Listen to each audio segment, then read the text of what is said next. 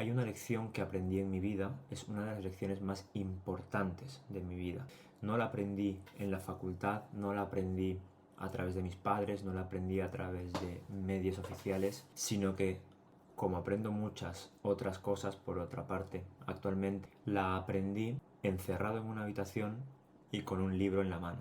Esta lección es la dicotomía del control. Es un concepto muy antiguo, un concepto clásico, precioso y sobre todo muy útil si lo interiorizas y lo aplicas en tu día a día, en tu vida. Esta dicotomía del control se resume muy bien en las primeras líneas del manual de vida de Epicteto. Epicteto es uno de los autores estoicos clásicos.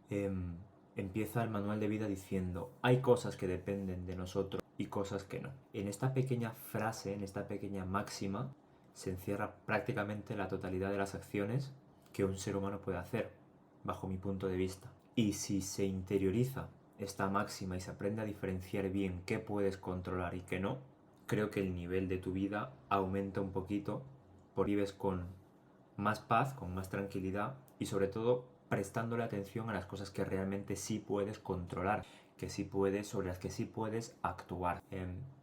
Esta dicotomía del control diferencia estas dos cosas. Hace poco, porque como he dicho en algún otro vídeo, para mí todas las cosas que leo, hago, veo, aprendo, están interrelacionadas y encuentro utilidad en un ámbito muy diferente de mi vida para aplicarlo en otro ámbito que tiene nada o poco que ver.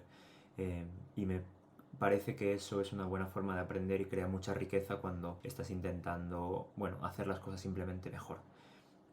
Entonces, este principio de la dicotomía del control lo vi hace poco ejemplificado en quirófano. Yo soy residente de neurocirugía en España y una de las cosas que hacemos es cirugía craneal, por supuesto. Y se me vino a la cabeza inmediatamente este concepto cuando vi el siguiente ejemplo en quirófano. Se dio una situación, bueno, de una complicación intraquirúrgica, es decir, durante la cirugía.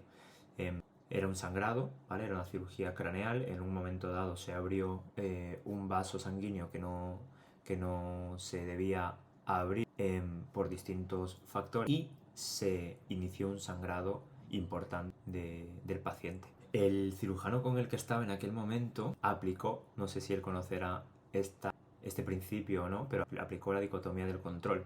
En este ejemplo se crea un problema que no tiene vuelta atrás, no puedes retroceder en el tiempo para evitar ese sangrado que se ha iniciado y por lo tanto aceptó la situación.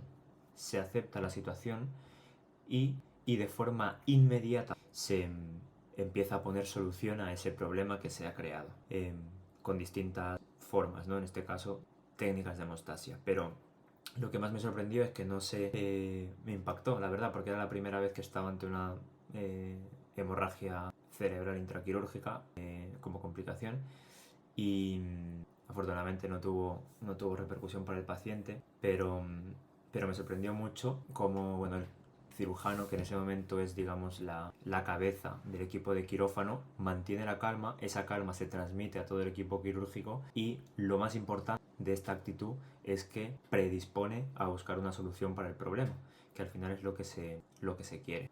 La dicotomía del control, dejando este ejemplo aparte, es un principio que se puede aplicar no solo a situaciones complejas, como el ejemplo que os acabo de poner, sino en el día a día.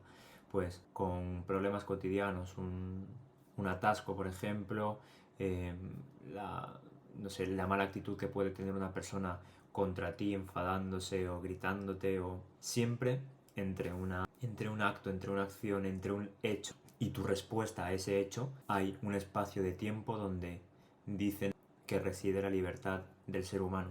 En ese espacio de tiempo entre un estímulo y tu respuesta a ese estímulo.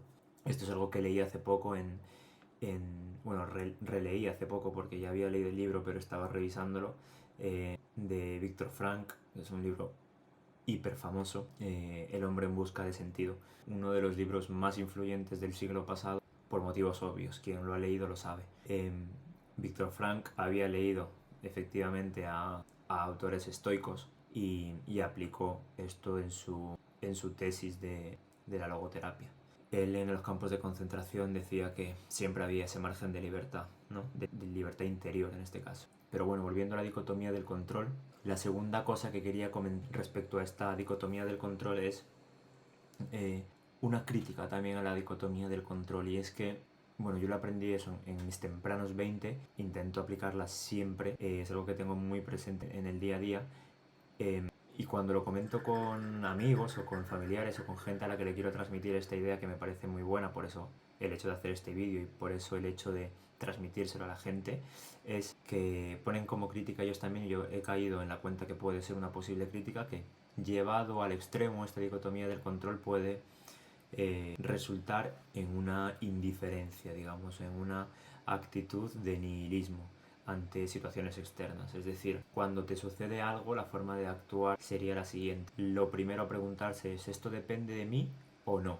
Y lo segundo, si depende de mí, actúo sobre ello; si no depende de mí, lo acepto. Pero cuando hay digamos, un vicio en esas cosas que no dependen de nosotros, se puede caer en ese nihilismo. Como no depende de mí, simplemente me resigno y lo dejo estar, ¿no? Pues no. Esta forma de ver la vida, yo estoy totalmente en desacuerdo con ella, y es una forma, digamos, de no adquirir responsabilidad ante situaciones en las que sí podemos tener responsabilidad. La dicotomía del control hace énfasis en participar activamente en las cosas que sí podemos controlar y en aceptar de forma serena aquellas cosas que no podemos controlar. Hay distintos textos de Séneca donde también enfatiza muchísimo en esta idea.